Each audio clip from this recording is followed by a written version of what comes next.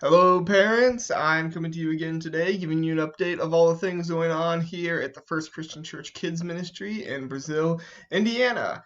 We had a wonderful day yesterday. We had a lot of fun in KidZone and some good fun in WeeKidz as well. Followed, to go with a great sermon by Chris. I listened to that in the first service, and I thought he did a great job. And we're just really, really excited for Easter around here. So Easter is next week. It's going to be awesome. We're going to have a lot of fun. I will get into the kind of times for that and the kids ministry stuff here at the end. But we're just overall super excited. So to give you an update of what's going on in the kids ministry, we had KidZone yesterday, and in KidZone had a lot of fun finishing our series on peace. So we talked about how Jesus' peace is different from the world's peace.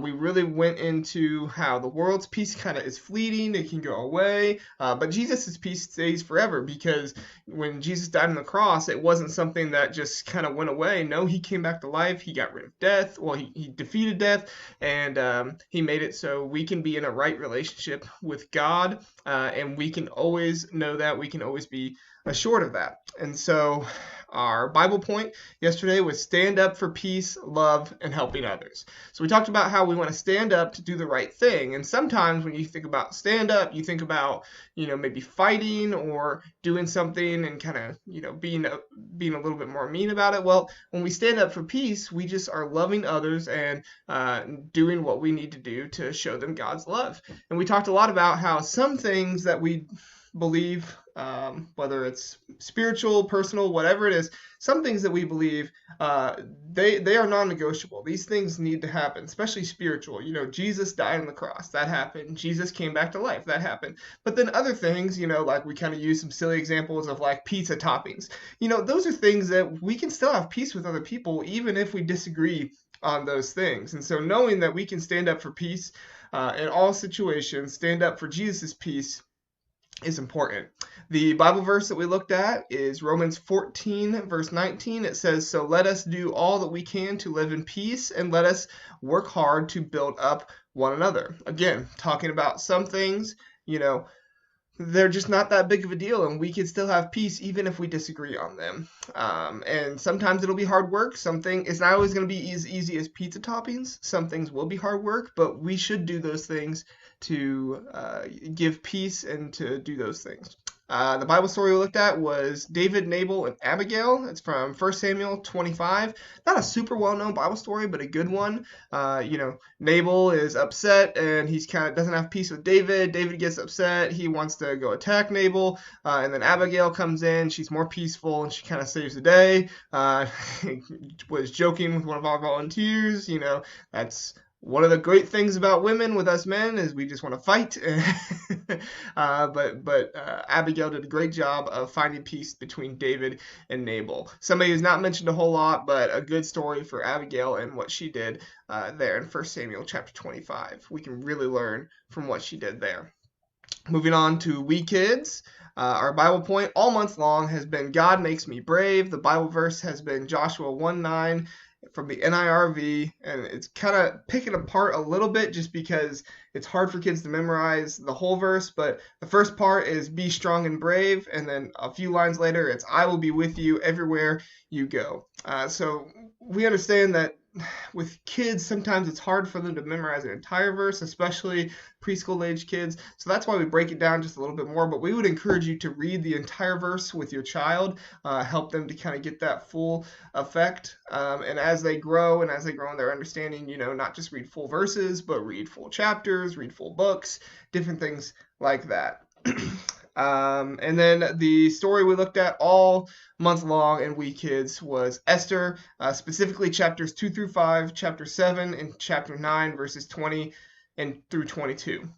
So we looked at that all along this month, and we'll be starting a new Bible story next week, and it will be the Bible story of Jesus being crucified on the cross, and kind of just all of that, and him coming back to life, him defeating death, the resurrection. So going from there, our Sunday school time, the 9:30 and 10:30 a.m. hour is still closed, but this Sunday it's going to be a little different because we have a 9:45 service, and we are going to be open for both the 9:45 and 11 o'clock. That means that at 9:15, our KidZone and our WeeKidz check-in will be open. Now, if you're volunteering in one of the two, we understand. We'll be there. We'll be prepared. But you can come drop off your children as early as 9:15. And they can stay for both if they want. They can come for just the 9:45. They can come for just the 11 o'clock, whatever you want. They can come and do that. So we'll have a little bit of a crossover with check-in and check-out after the second service and before the third service, but we'll do our best to manage that. Just please be patient with us as we do that. But that's what that's going to look like. So the 9:45 and the 11 o'clock service, we will have kids ministry, KidZone, and WeeKidz, but we will not have it at the 8:30 time frame.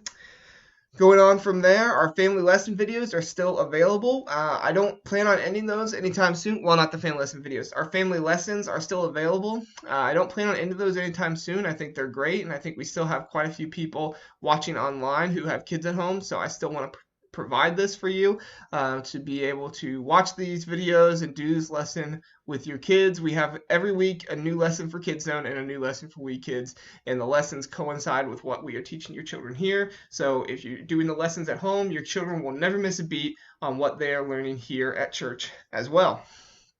And then our Easter egg hunt is Saturday. We are super excited for the Easter egg hunt, April 3rd, this Saturday at 10 a.m. We are going to be there as early as 8 to be packing eggs, or not packing eggs, to be hiding eggs. If you didn't sign up to hide eggs, but you would like to, you are more than welcome to come at 8 o'clock and help hide eggs. We'll have four different egg hunts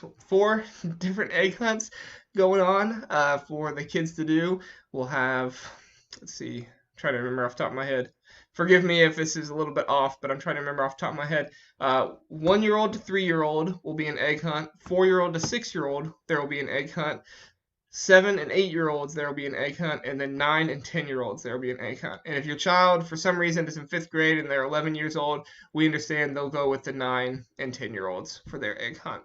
So that's going to be this Saturday. We packed a ton of eggs. I think I was talking to CJ earlier. I think it's somewhere between 7,000 to 8,000 eggs yesterday. So somewhere in that range we packed. We have about 1,000 to 2,000 more still to pack, but that's awesome. Really appreciate everybody who helped, everybody who donated candy, who packed eggs, who did all the things. Awesome. Thank you so much for doing those things. We really, really appreciate it.